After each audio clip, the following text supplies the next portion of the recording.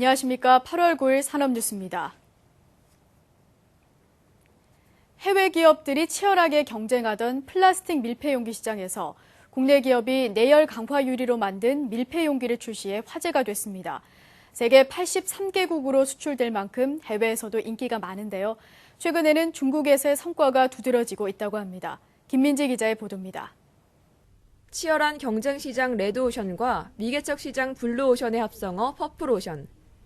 기존의 제품에 독창적인 차별화 포인트가 더해져 새로운 수요를 창출합니다.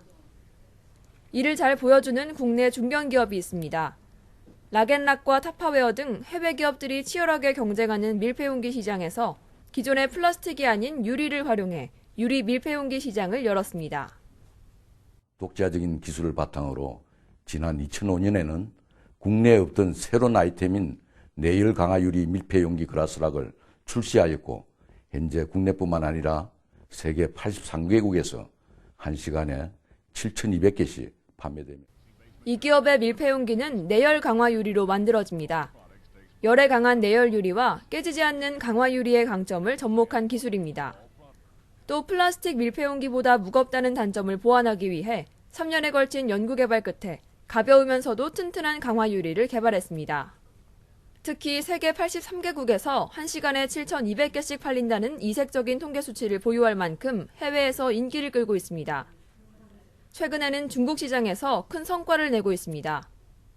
한류 열풍까지 이어지면서 메이드 인 코리아의 제품에 대한 기대감으로 그라스락은 중국 소비자들에게 큰 호응을 얻고 있습니다.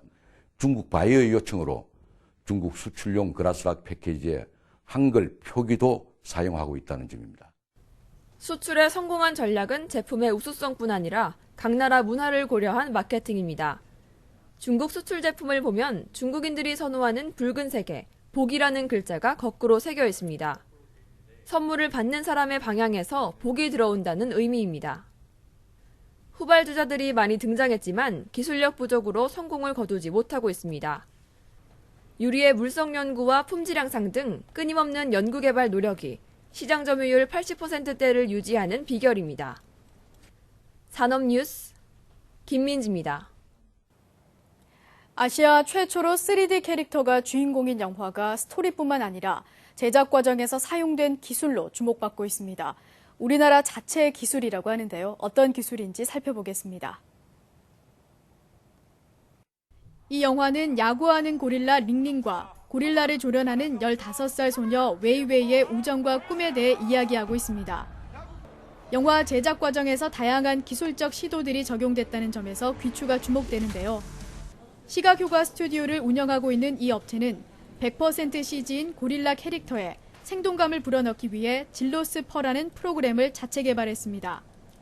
그 털의 형태를 만들어낼 때 한 단계로 간략화해서 진행하지 않고 2단계에 걸쳐서 진행을 하게 되는데 단계별로 제어할 수 있는 여지도 크고 그 단계별로 주어지는 헝클어짐이 누적되면 훨씬 자연스러운 털의 형태를 만들 수가 있습니다. 질로스퍼 프로그램으로 야구 유니폼 때문에 눌려지는 고릴라 털의 모습부터 야구 시합 장면 등 여러 상황에 맞게 털의 움직임을 세심하게 구현했습니다.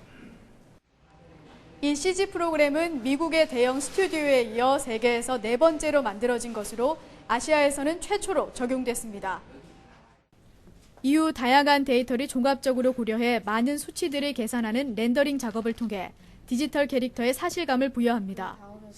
현실 속 배경에 캐릭터를 넣고 빛의 밝기나 그림자 수치를 적용해 우리가 영화에서 보는 장면이 완성됩니다.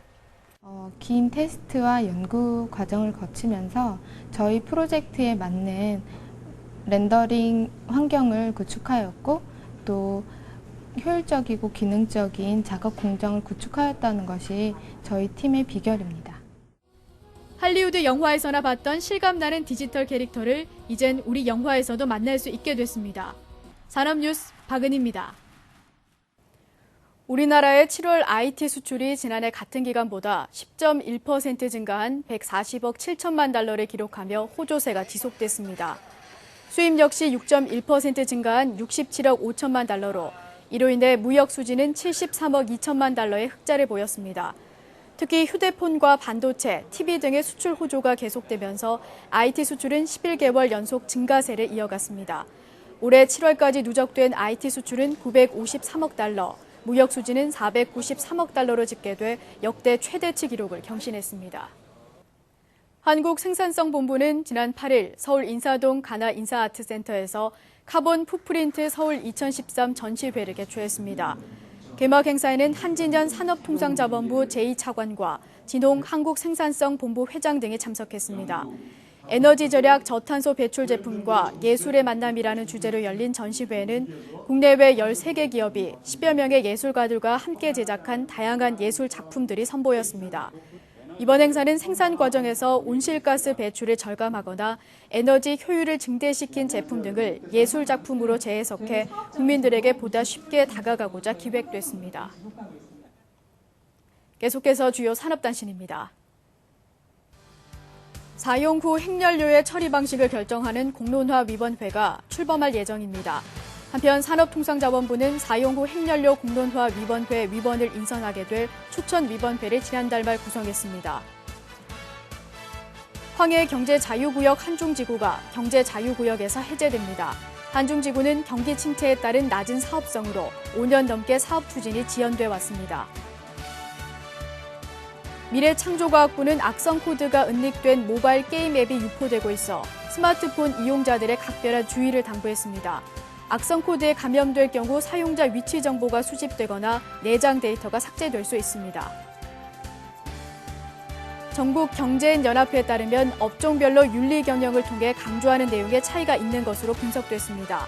제조업은 환경 보호를 강조했고 금융업은 내부 통제 기준이 다른 업종에 비해 중점을 두는 것으로 나타났습니다.